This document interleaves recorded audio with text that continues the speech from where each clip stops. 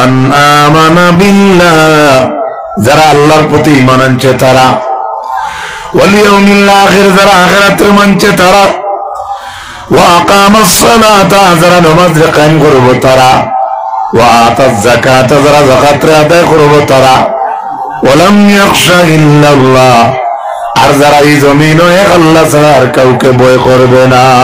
সুবহানাল্লাহ। আয়াতে করিমার মাঝে মসজিদ কমিটি বা মসজিদ যারা আবাদ করে এরা গুণ পাইলাম আমরা পাঁচটা। এক নম্বর গুণের নাম হইল মান আমানা বিল্লাহ। মহফিলে যত মানুষ আছেন প্রত্যেকে আমরা সারা কিতা করছি, আমরা আল্লাহর উপরে ঈমান আনছি। দুই নম্বরে আল্লাহ কইছেন ওয়াল ইয়াউমিল আখির, আখিরাতের উপরে যে মানুষে পরকালকে বিশ্বাস করে, মসজিদের খেদমত করে, মসজিদ আবাদ করে, আখিরাতের ওয়াজ রাসূলুল্লাহ মানুষের কাছে করলে আল্লাহর নবীর ঠাট্টা করিয়া তারা কইতাও মুহাম্মদ আখিরাত আবার কিতাব, আখিরাত আবার কিতাব। রাসূলুল্লাহ কিয়ামতের ওয়াজ করতা তারা কইতো কিয়ামত আবার কিতাব। বলে এখন জমিনে জিন্দা আছো, মারা যাইবাই, কিছুদিন পরে তোমারে কবরস্থ করা হইব, এরপরে তুমি কবর থেকে আবার উঠিবাই। ওয়া কুল্লুহুম আতিহি ইয়াউমাল কিয়ামাতি ফারদা, আল্লাহ রাব্বুল আলামিন ঘোষণা ফরমায় একজন একজন করে আল্লাহ কিয়ামতের দিনটা কে হাজির করবা, একলা একলা আল্লাহর কাছে হিসাব দিব আমরা। ভালো করে মনে রাখবা, একলা।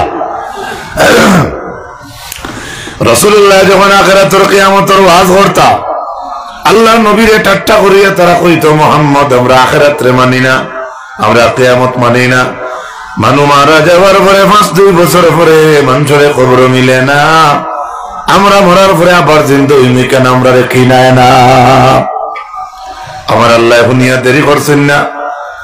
ওয়া বা'দু ফাআউযু বিল্লাহি মিনাশ শাইতানির রাজীম। কুল আসা আন ইয়াকুনা করিবা, হে রাসূল আপনি বলে দাও তারা জিকার কিয়ামত, কিয়ামত কোন দিন? কিয়ামত নিকটে। আমি আল্লাহ রাব্বুল আলামিনের ঘোষণা আপনি জানাইয়া দেও কিয়ামত অতি নিকটে, কিয়ামত নিকটে। 1445 বছর হইল রাসূলুল্লাহ জমিন থেকে যাওয়ার। আল্লাহর নবী জমিন ও হায়াতে জিন্দেগি 63 বছর। 1445 এর লগে 63 বছর যোগ দিলে আপনি পাইবা 1508 বছর। 1508 বছর আগে আল্লাহ কইছেন কিয়ামত নিকটে। আজ দিন পর্যন্ত আমরা তো কিয়ামত নিকটে দেখলাম না। আমার আল্লাহ যখন নিকট কইছে, আল্লাহর নিকটিকার নিকট, আমরা লাগে দূরই লাগে। 60, 70, 65, 85, 90, 95, 100, 105, 110 বয়স আমরা হইয়ার বাদশা সাইন মুরব্বী হল দেখিয়ার এটা আমরা সামনে একটা লাম্বা বয়স, কিন্তু আল্লাহর লাগে এটা মামুলিক ব্যাপার, তুচ্ছ। আল্লাহ এটা আর এক সময় নেই। বেহেশতি হলে জান্নাতের ভিতরে তাকিয়ে আল্লাহরে দেখবা, একটা ঝলক দেখবা, যে ঝলকের লগে 70,000 বছর যাইব। এক জান্নাতি আর এক জান্নাতে জিগাইবা কই আল্লাহরে কিলা দেখছো? একজন জান্নাতে কইতে পারতা না আমি আল্লাহরে ওলা খান দেখছি, আল্লাহরে আমি ওলা দেখছি, কে কইতে পারতা না। ও আখিরাতের ওয়াজ করিয়া রাসূলুল্লাহ তারা সামনে তাকে ফিরিতে পারেন না। তারা কয় আমরা আখিরাতের দিন আমরা মানি না, আমরা মাটির লাগি মারিয়ে মারা যাওয়ার পরে মাটির লাগি মিশিয়া মাটি হয়ে যাই, মার উঠতাম না। আমার আল্লাহ এখানে হুনিয়া দেরি না করিয়া জবাব দেন, কুল কুনু হিজারাতান আও হাদিদা, হে রাসূল আপনি বলে দাও তারা যদি মরিয়া মাটির লগে মিশিয়া যদি পাথর হয়ে যায়, আমার এতে মাত বুঝা যাননি, তারা যদি মরিয়া মাটির লগে গিয়ে আবার পাথর হয়ে যায়, আও হাদিদা পাথর হইয়া যদি আবার তারা লুহাও হয়ে যায়, ও নবী আপনি জানাইয়া দাও লক্ষ লক্ষ কোটি কোটি বছর পরে আমি আল্লাহ তাদেরকে দুবারা জিন্দা করবো। মানু একবার মরিয়া যেতে হইব, জিন্দা তাকে মারা যাইব, আবার 100 বছর যায়ও যদি আবার হে জিন্দা হইব। এখানে পাক্কা 1 টাকা লাগবো যারা মসজিদ আবাদ করে তারা। আল্লাহ তাবারাকা ওয়া তাআলার পবিত্র কোরআন শরীফের অন্য আয়াতের ব্যাখ্যার মাঝে লেখা হযরত ইসরাফিলের সিংহার মাঝে ফু দিবা পয়লা ফুল লোকে পৃথিবীর যত জিন্দা মানুষ আছেন দৌড় তুলবা পাগলের বেশে দৌড় তুলবা ঠাই নাই শান্তি নাই পৃথিবীর পয়সমা মানুষ আইবা ফুয়ে দিয়া ফুবর মানুষ আইবা পয়সমে দিয়া পয়সমর মানুষের জিকাইবা কিতাবে আবার শব্দ শুনলাম পয়সমে দিয়া পয়সমর মানুষে কইবা জি না আমরা দৌড় তুলছি আমরা হঞ্চি শব্দ ফুয়ে দিয়া কেউ লেখরাই এই সময় দুনিয়াওয়ালা কাঁপিব দুনিয়া কাঁপিব যে ফুলে উঠার পরে ফুলে কাঁপে আপনি না আরামে যাইতাই নি বলে না দৌড় তুলি পার হয়ে যাইতাই ইসরাফিল সিংহার ফুল লগে পৃথিবী যেদিন কম্পন আরম্ভ করব সেই দিন আপনি এই জমিনের মাঝে আরামে রইবাই আর খাইবাই কেনার ধারণা থাকতো না দৌড় আরম্ভ হইব আমরা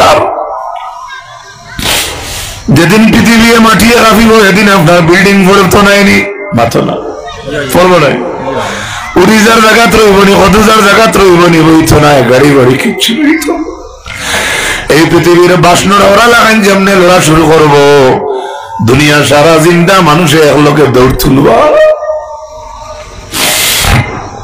দ্বিতীয়বারে আবার সিংহার মাঝে ফু দিবা তখন জমিনের যত কবরস্থ মানুষ আছেন কবরস্থানের মাঝে সারা মানুষ এক লোকে কবর তাকে জিন্দই উঠি যাইবা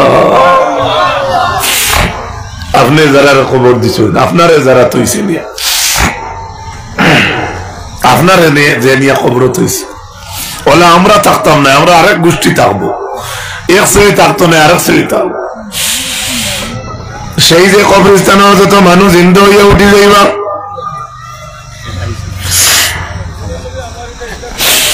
এরা মানুষ তো উঠিবা কবরস্থ যত মানুষ আছেন সারা উঠি যাইবা এখন কইতরা বাঘে যেমন চরে খাইছে কবর নাই হাজারো মানুষ জমিনে মারা গেছে তার কবর নাই আছে না পাহাড়ের তলে দরিয়ার তলে ভরিয়া মারা গেছে ভাই বালা অনেক মানুষের কবর আমরা দিলাম না এই জাতি মানুষ কিলা উঠি যাইব বলে দ্বিতীয় ফুল লোকে বাঘে জরে খাইছে হেও আপনারা জানলিয়া উঠি যাইব দরিয়ার যে মানুষ মাটির তলে এমনি অটোমেটিক কবর হইছে হেও উঠিব মাছে দরিয়াতে একজন দেখাই লিছে হেও তার জান লইয়া উঠিব আগুন দি জ্বালাইয়া তার একজন শেষ করাইয়া সালি বানানি হয়ে গেছে হেও তার জান লইয়া উঠিব সুবহানাল্লাহ সুবহানাল্লাহ ও যে আখিরাতের এক দিন হইব এই দিনের উপরে পূর্ণ বিশ্বাস আস্থা থাকা লাগবে যদি থাকে না ও আপনি মর্দান ও হ্যাঁ ও মালিক বাড়াইছে আচ্ছা আচ্ছা ও নকা আচ্ছা নকা সাল্লাল্লাহু আলা সাল্লাল্লাহু আলাইহি সাল্লাল্লাহু আলা মুহাম্মদ সাল্লাল্লাহু আলাইহি ও যে আখিরাতের উপরে পূর্ণ বিশ্বাস ও এর উপরে পূর্ণ বিশ্বাস যার আছে এই মসজিদের খিদমত করব মনে রাখুন যে ভালো করে ইয়াদ করবা 3 নম্বরে আমার আল্লাহ রাব্বুল আলামিন জানাই মসজিদ কমিটি বা মসজিদ যারা আবাদ করে কমিটি কেনে কইলাম আমরা দেশে আমরা কমিটি বলতে পারি খালি কমিটি নাই লোকে আমরা যত আছি সারা মসজিদের খিদমত করতাম 3 নম্বরে আমার আল্লাহ এখন মসজিদ যারা আবাদ করবো তাদের গুণ হইব তারা নামাজ রে কায়েম করবো সুবহানাল্লাহ নামাজ তারা হইতো না নামাজ তারা কায়েম করবো কায়েম কায়েম কায়েম ভালো করে খেয়াল করো নামাজ কায়েম এক জিনিস আর ফরজ আর এক জিনিস যদি নামাজ খালি ফরজ হইতো তে আল্লাহ কইতে আসলো তো ইকরাউস সালাত তুমি যে নামাজ পড়ো কিন্তু আল্লাহ কইছেন তো আকিমুস সালাত নামাজ রে কায়েম করো সেই আয়াতে করিমের ব্যাখ্যার মাঝে আল্লামা ইমাদউদ্দিন ইবনে কাসির রাহমাতুল্লাহি তাআলা আলাইহি লিখরা হি আকবারু মিন ইবাদাতিল বদন আমরা যে নামাজ পড়ি বদনী ইবাদত করি সেই বদনী ইবাদতের মাঝে নামাজের চাইতে আর কোনো বড় ইবাদত নাই সুবহানাল্লাহ ভালো করে শুনুন ভাই জানুন আমরা যে বদন দিয়ে ইবাদত করি এই বদনী ইবাদতের মাঝে আরো ইবাদত আছে বদনের মাঝে, কিন্তু বদনী ইবাদতের মাঝে সবচেয়ে বড় ইবাদত হইল কি নামাজ। জুড়ে হোক সুবহানাল্লাহ। হজ একটা ইবাদত, আপনার বদন লাগে, খালি বদনে হয় না, মাল লাগে, ফ্লাইটের ভাড়া লাগবে না, মাতো না, এর লাগে সবথেকে বড় ইবাদত হইল ইমাম ইবনে কাসিরে লেখরা বদনী ইবাদতের মাঝে সারা থেকে বড় ইবাদত হইল নামাজ। আপনি টাইমে পড়িতা একটা নফল পড়িতে পারবেন, অত ভালো একটা ইবাদত আল্লাহ আমাদের দান করছে। গেল 3 নম্বর। 4 নম্বরে আল্লাহ রাব্বুল আলামিন জানান যারা মসজিদ আবাদ করে এদের গুণ হইল ওয়া আতাজ যাকাত, তারা যাকাত আদায় করব। মসজিদের মাঝে যাকাতের মাল লাগে না, অথচ মসজিদ কমিটি বা মসজিদ যারা আবাদ করে এদের গুণ আল্লাহ 4 নম্বরে কইলা তারা যাকাত।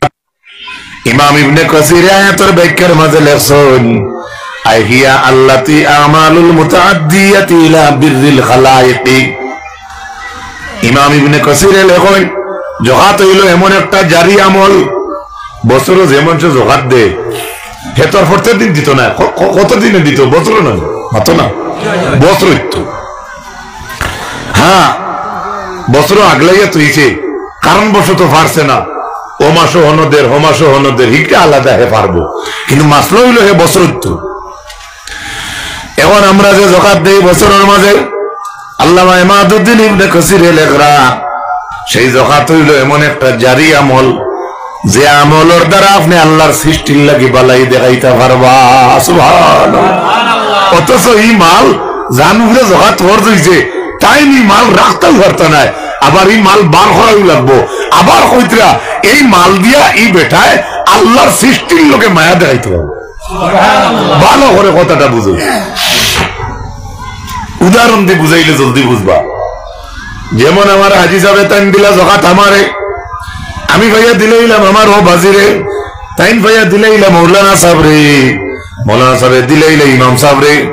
ওলা একজন মানুষের যাকাত একজন করি করি যদি 200 জন মানুষের কাছে যায়, ইমাম ইবনে কাসিরে লেখরা এই 200 জন, ইমাম ইবনে কাসিরে লেখরা এই 200 মানুষ হইলা আল্লাহর সৃষ্টি। আল্লাহর বান্দার যাকাতের মাল 5000 কিবা 500 টাকা, যদি 500 মানুষের হাতে যায় আর 500 মানুষ এইটারে রেসপেক্ট করে, তাহলে আল্লাহর বান্দায় 500 মানুষ অর্থাৎ আল্লাহর সৃষ্টি মখলুকাতের লাগিতেন বালাই দেখাইলা।